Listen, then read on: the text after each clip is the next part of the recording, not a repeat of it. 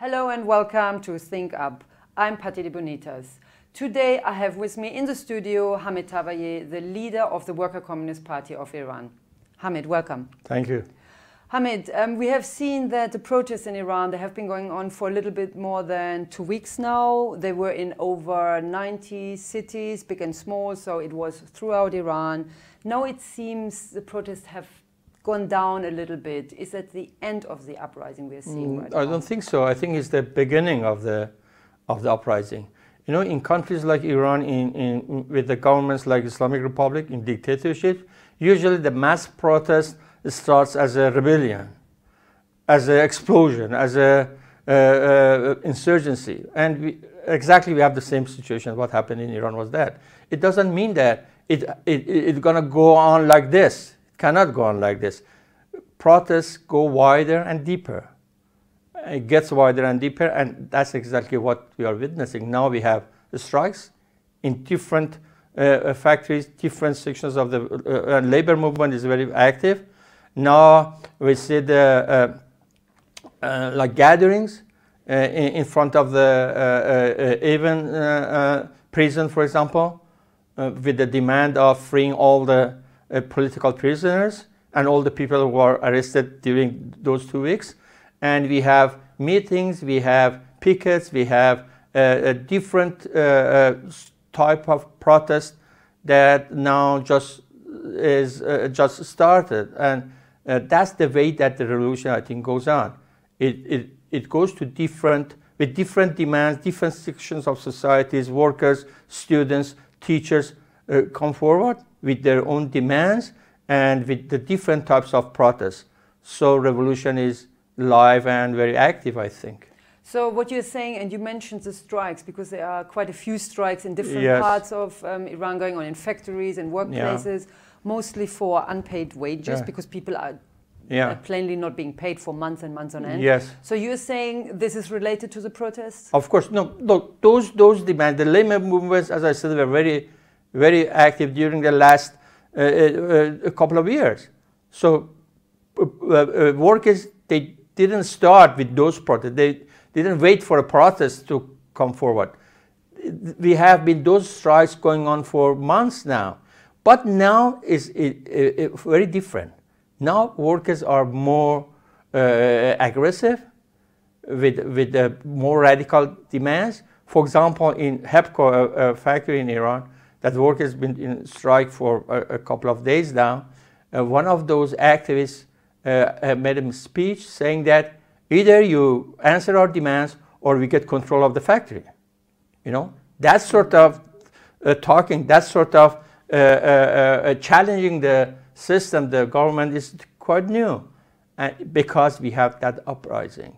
You know, there is an interconnection. There is a very active relation between the labor movement and the mass protests. Actually, mass protests started with the threat to unemployment, something like this, or against those multi-billionaires on top. And that was the demands that workers were fighting for months. So now it goes to the street, and masses of people actually come to the streets, showing the working class, showing the labor movement that we are with you. We have the same demands.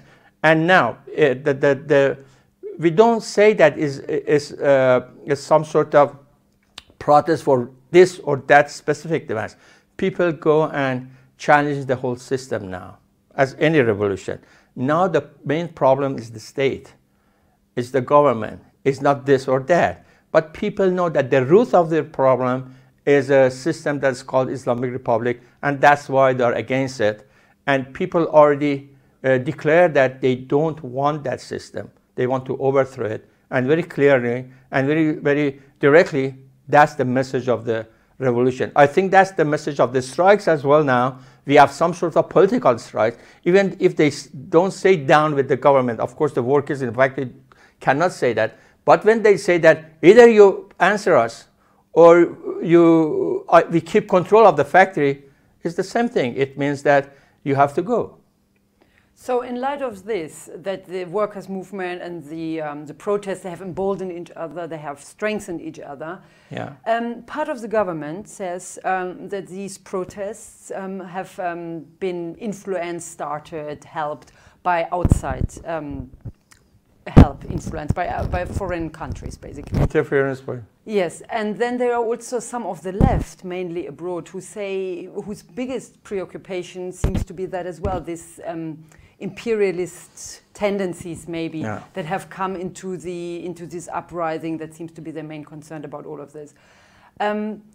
What is your take on this? What do the people in Iran want? And I mean, you have already shown a little bit like the connection with everything, but what is your take on this? As far as what Khamenei said, by the way, that's what only the position that Khamenei mentioned that.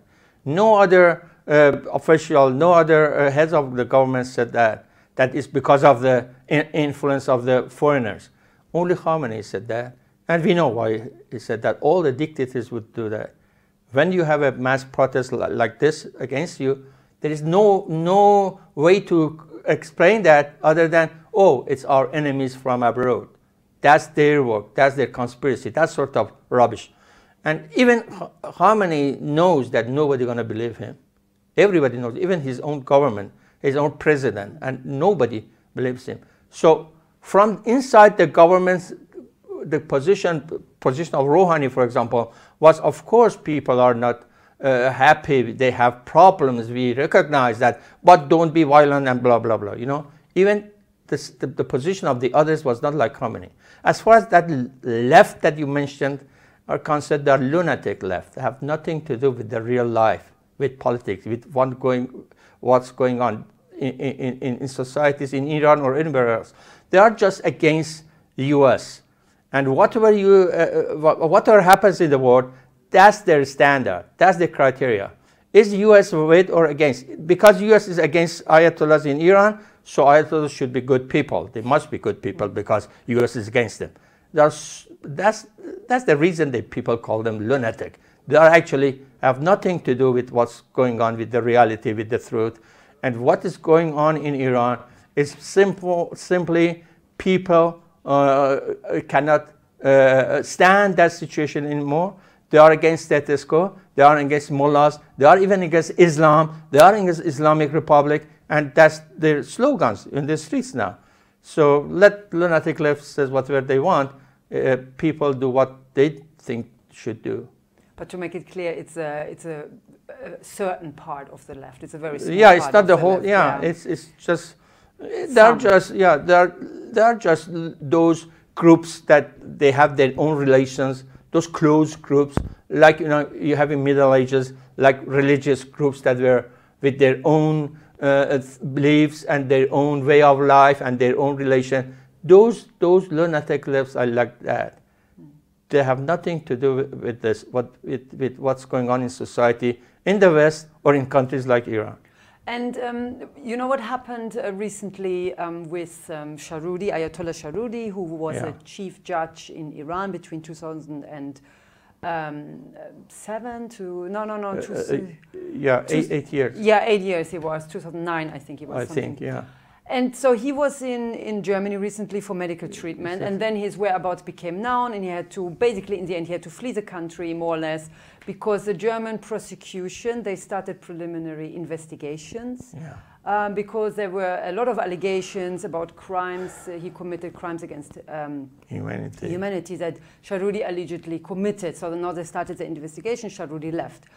This is, what is this for? What does it mean for people abroad? Is this something that could help, something like this that could help the demands of the protesters in Iran, that they could be met? What is this? The first thing that we should know is Sharudi represents the whole system in Iran, the whole government. It's not only Sharudi, all of them. Khamenei, Rouhani, the reformists, so to speak, or fundamentalists, because we have those two factions in the Islamic government. All of them. They are committed a lot of crimes against people of Iran, and people know it. And even in their struggle between themselves that we have, those two factions are against each other in Iran. They just mentioned that the other guy killed that body and did that and did this. And so everybody knows in Iran, there are a bunch of criminals. governing in Iran. So Shah really represents all of them. And it was a good thing that people in Germany and some campaigns and some activists in abroad, in Europe, they tried to execute him in here, to prosecute him, and have a public trial maybe. It was possible, but of course that the German government, they have their own relations, they have the economical and political goals that with the Islamic Republic of Iran, and of course they tried to just let them go. And now it's not, it didn't end anymore. That campaign goes on because it's still possible that just have that public trial against Shahriadi in Germany. It's possible. We have the same situation in Mykonos. What happened around 10 years ago, I think 15 years ago in Germany, in Berlin, that Islamic Republic killed a lot of some dissidents, some activists in Germany. And then we have a trial. Rafsanjani and other heads of the government in Iran were tried there, and even the government said that they are internationally, we should know that they are criminals. The same thing can happen for Shahriadi or for the rest of them, and that's why that's our demands. That's the demand of the people. How you said how the people of the other countries can help, just by supporting that demand, that sort of demand, by supporting people of Iran in their struggle against Islamic Republic, by putting pressure on their own government to cut all of the relations with Islamic Republic of Iran and boycott that government. Yes. Hamid Taqvaee, thank you very much. Thank you. This was Think Up with Hamid Taqvaee, the leader of the Worker Communist Party of Iran. Until next time, goodbye.